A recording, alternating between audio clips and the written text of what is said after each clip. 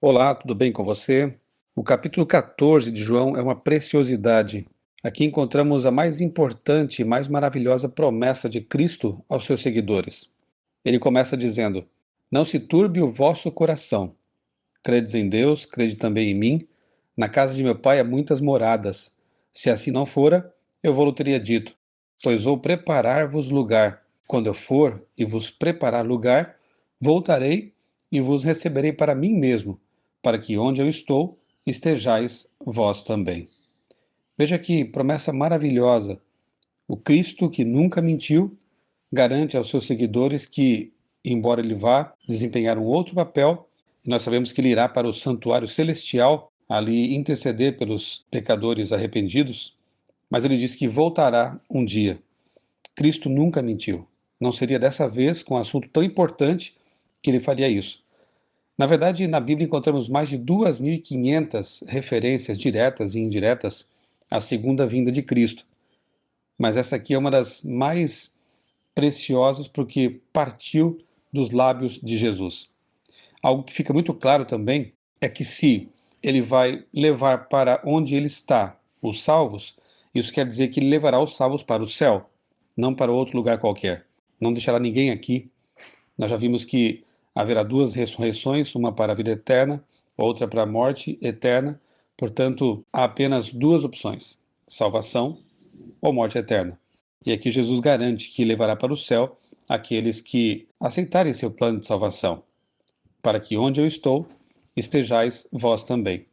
E aí Tomé, aquele discípulo que alguns têm por duvidoso, faz uma pergunta inteligente. Disse Tomé: Senhor, não sabemos para onde vais. Como saber o caminho? Essa é a pergunta mais importante da vida. Qual o caminho? Qual o caminho certo a tomar?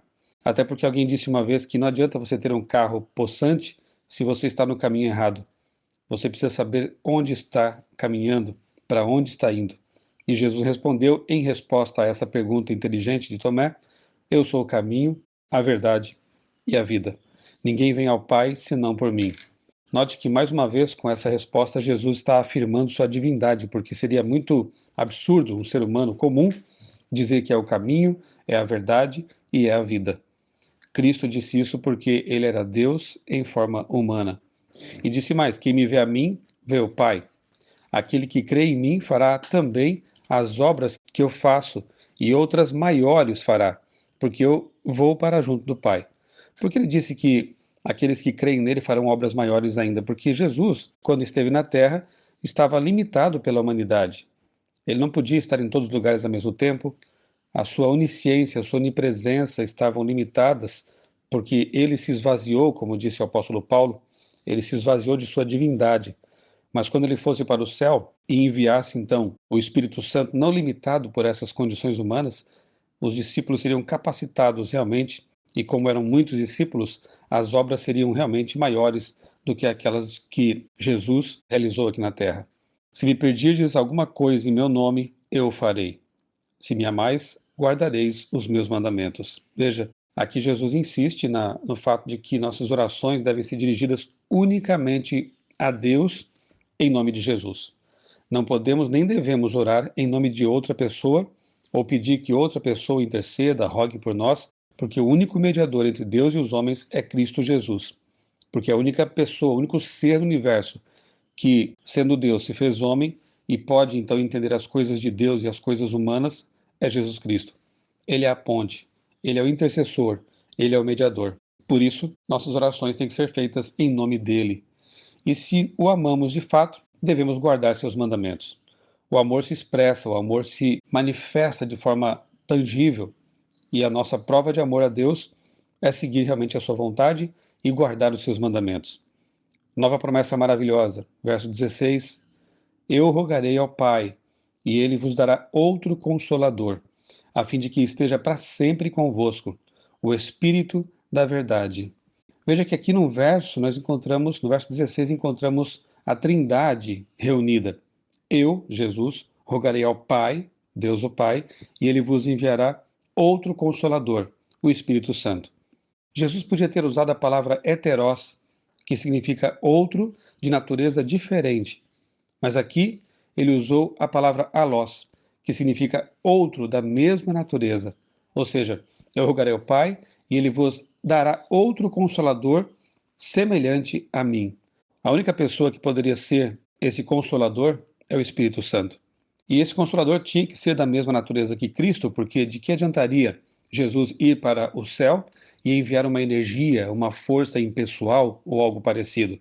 Se é um consolador da mesma natureza de Cristo, tem que ser uma pessoa, tem que ser um ser divino e tem que ser alguém que nos ama profundamente, porque consolador vem da palavra parakletos, que quer dizer advogado, alguém que está ao lado para defender a pessoa, alguém que consola. Uma energia não consola, uma força impessoal não consola. Quem consola, quem defende, quem ama é uma pessoa. Portanto, aqui está a promessa de que o Espírito Santo, esse ser divino, pessoal, viria para estar no lugar de Cristo, auxiliando, guiando, orientando a igreja. Não vos deixarei órfãos, voltarei para vós outros. Verso 18, que promessa maravilhosa. Jesus nunca, nunca mentiu. Todas as suas promessas se cumpriram. Falta basicamente esta aqui apenas se cumprir. E ela vai se cumprir no tempo certo. Aquele que tem os meus mandamentos e os guarda, esse é o que me ama. Se alguém me ama, guardará a minha palavra. O meu Pai o amará, e viremos a ele e faremos nele morada. Que promessa maravilhosa! Outra, de que se nós amamos a Deus, guardamos a palavra dele, ele virá fazer morada em nós, ele habitará em nós.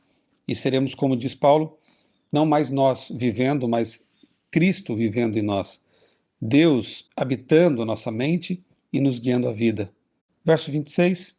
Mas o Consolador, o Espírito Santo, a quem o Pai enviará em meu nome, esse vos ensinará todas as coisas e vos fará lembrar de tudo que vos tenho dito.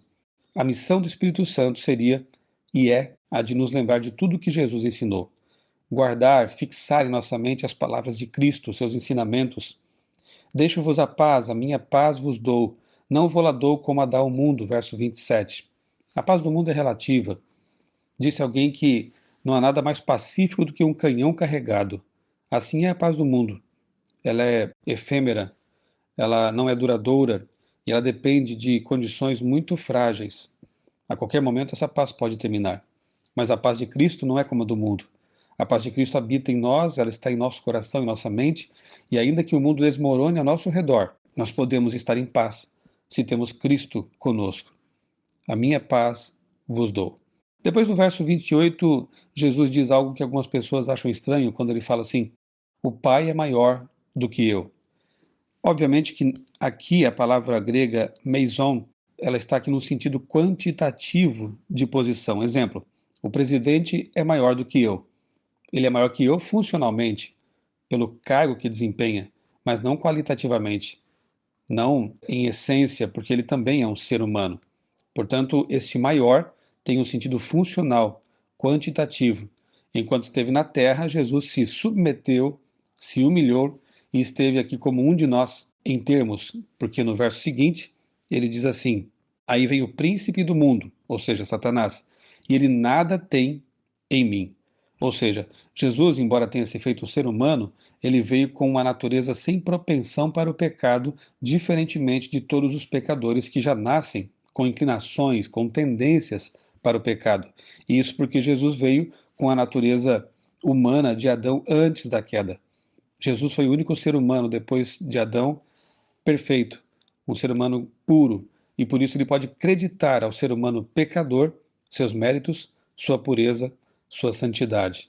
Em Jesus, com ele habitando em nós, nós podemos também ser santos, mas dependemos inteiramente dele para isso.